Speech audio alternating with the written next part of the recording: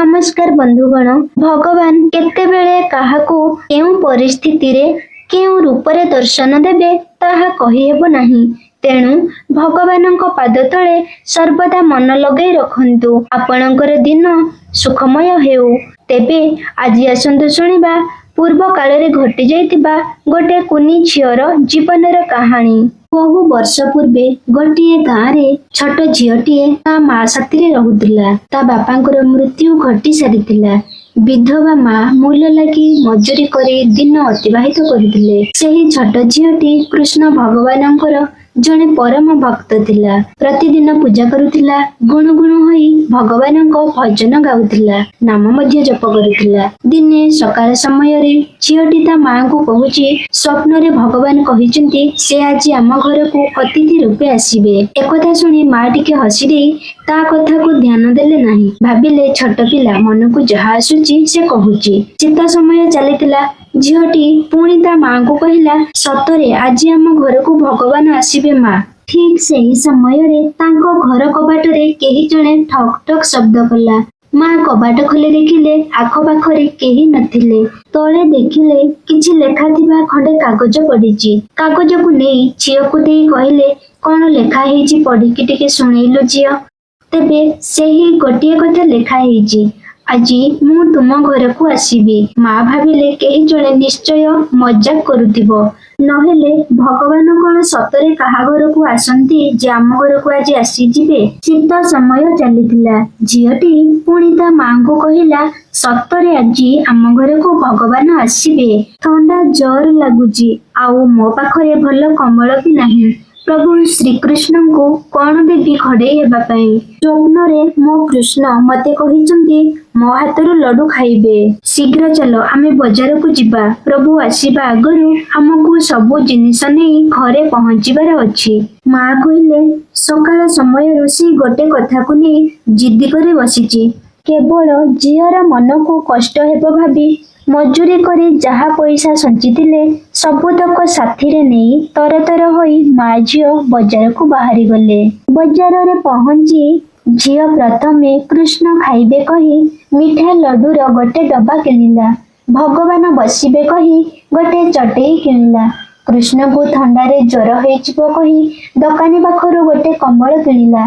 टिके टिके वर्षा भी पडुथिला। मो कृष्ण काले भिजी जिबे ए कथा कही दकानरू गोटिए छता मध्य किनिला। रिक्शा भड़ा करी घर को शीघ्र पहुंचीबा पई चिंता कले किंतु तांको पाखरे सेतेबेले मात्र 25 पैसा बळका थिला। भगवानको पई किनिथिबा सब जिनिस को निजे बहिनेबो कही कुनी झियो जिद्दी कला। आउ माँ को कहिला घर को सजाड़िबो शीघ्र घर को चलो मु तुम पछे पछे आसुची जिनिस टिके अजन अछि। माँ चली गले आगरे आउ से हरे कृष्ण नाम गीत गाई झुमी झुमी आनंद रे चलीची। धीरे धीरे भीषण वर्षा हेबारे लागिला। झियटी देखिला गछ मूଳରେ जणे व्यक्ति गोटे कुनी पुओ को काख करी वर्षारे भिजी भिजी छिड़ा हेचंदी। कुनी पुओटी चित्कार करे कांदुची। झियटी चारिआड को आखि बुलेइला केही कुआडे नाहंती एकदम सुनसान। लोकटीर पाखकु जाई कुनी झियटी पचारिला भाई वर्षारे भिजुचंती काहेकी एइठी कोन पई छिड़ा हेचंदी। व्यक्ति जनक कहिले पुओ को भीषण ज्वर डाक्तरंको पाखकु आनिथिले देखैबा पई। डाक्तर कहिले 25 पैसा लागिबो औषध पई मो पाखरे सेतिकी भी नाही कोन करिबी। छोट झियटी कृष्ण भगवानଙ୍କ ପାଇଁ କିଣିଥିବା ଛତାଟିକୁ ସେ ପ୍ରଥମେ ଦେଇଦେଲା। ତାପରେ ଭାବିଲା ପତା ନାହିଁ ଭଗବାନଙ୍କୁ କମ୍ବଳର ଆବଶ୍ୟକତା ପଡ଼ିବ କି ନାହିଁ। ଯଦି ବି ଦରକାର ପଡ଼େ ମୁଁ ମୋ କମ୍ବଳ ଦେଇଦେବି କିନ୍ତୁ ବର୍ତ୍ତମାନ ଏମାନଙ୍କର କମ୍ବଳ ନିହାତି ଆବଶ୍ୟକ। କୁନି ଝିଅଟି କମ୍ବଳକୁ କାଢି ସେହି ବ୍ୟକ୍ତି ଦେହରେ ଘଡେଇ ଦେଲା। ଯେଉଁ 25 ପଇସା ବଳକା ଥିଲା ସେହି ପଇସାକୁ ବ୍ୟକ୍ତି ଜଣକୁ ଦେଇ କହିଲା ଭାଇ ଏବେ ଯାଅ ଡାକ୍ତରଙ୍କ ପାଖକୁ ତୁମ ପୁଅ ପାଇଁ ଔଷଧ ନେଇ ଆସିବ। ବ୍ୟକ୍ତି ଜଣକ ପୁଣି କହିଲେ ସକାଳ ଠାରୁ ଏବେ ଯାଏ ମୁଁ କିଛି ଖାଇ ନାହିଁ। एकथा शुणी झियटी लड्डू डब्बा को खोली खाइबाकू देला। ବ୍ୟକ୍ତି ଜଣକ ଗୋଟି ଗୋଟି କରି ସବୁ ଯାକ ଲଡୁ ଖାଇଦେଲେ। କୁନି ଝିଅଟି ଛତା, କମ୍ବଳ, 25 ପଇସା ଏବଂ ଲଡୁ ସବୁତକ ଜିନିଷ ଦେଇଦେଲା। ଭଗବାନ କୃଷ୍ଣଙ୍କ ପାଇଁ କିଣିଥିବା କିଛି ବି ଜିନିଷ ଏବେ ତା ପାଖରେ ନାହିଁ। ମନେ ମନେ ଭାବିଲା, ଭଗବାନ ଆସିଲେ ମୁଁ ତାଙ୍କୁ କିଛି ବି କରି ସମ୍ଭାଳି ନେବି। କହିଦେବି ମୋ ପାଖରେ କିଛି ନାହିଁ ତାଙ୍କୁ ଦେବା ପାଇଁ। ଏସବୁ ଜିନିଷର ଆବଶ୍ୟକ ଏମାନଙ୍କୁ ଥିଲା ତ ମୁଁ ଦେଇଦେଲି। ଝିଅଟି ଘରେ ପହଞ୍ଚି ଦେଖିଲା ମା ହାତରେ ପୁଣି ଗୋଟେ ଚିଠି ଧରି ବସିଛନ୍ତି। ମା ଚିଠିଟି ଦେଲେ ପଢିବା ପାଇଁ। ଚିଠି ଦେଖି ଝିଅଟି କାନ୍ଦିବାରେ ଲାଗିଲା। ଚିଠିରେ ଲେଖା ହେଇଛି, ତୁମେ ମତେ ଭାଇ ସମ୍ବୋଧନ କଲ। ମୋର ପ୍ରିୟର ଭଉଣୀ, ମୁଁ ତୁମ ହାତର ଲଡୁ ଖାଇଲି। ବହୁତ ସ୍ୱାଦିଷ୍ଟ ଥିଲା। ତୁମ କମ୍ବଳ ମୁଁ ଘୋଡେଇ ହେଲି। ବହୁତ ସୁନ୍ଦର କମ୍ବଳ ମୋ ପାଇଁ ଆଣିଥିଲ। ମତେ ତୁମେ ଚିହ୍ନି ପାରିଲ ନାହିଁ।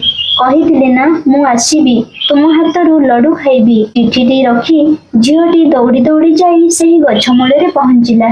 ଦେଖିଲା ସେଇଠି କେହି ବି ନଥିଲେ। ଝିଅଟି କାନ୍ଦିବାରେ ଲାଗିଲା। ଝିଅର ପଛେ ପଛେ ମା ମଧ୍ୟ ଆସୁଥିଲେ।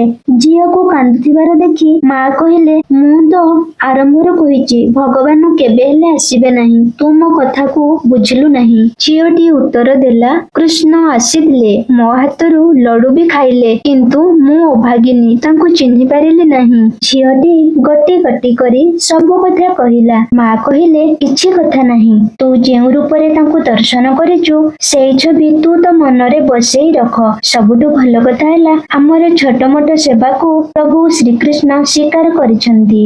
ବନ୍ଧୁଗଣ, ଯଦି ଏହିଭଳି ଭକ୍ତିମୟ ଗଳ୍ପ ଶୁଣିବା ପାଇଁ ଚାହୁଁଛନ୍ତି ତେବେ ଏହି ଚ୍ୟାନେଲକୁ ସବସ୍କ୍ରାଇବ କରି ଭିଡିଓକୁ ଲାଇକ୍ ନିଶ୍ଚୟ କରନ୍ତୁ। ଆପଣମାନଙ୍କ ପାଇଁ ମୁଁ ଆଗକୁ ନେଇ ଆସିବି ସୁନ୍ଦର ସୁନ୍ଦର ଗଳ୍ପ। ରାଧେ କୃଷ୍ଣ।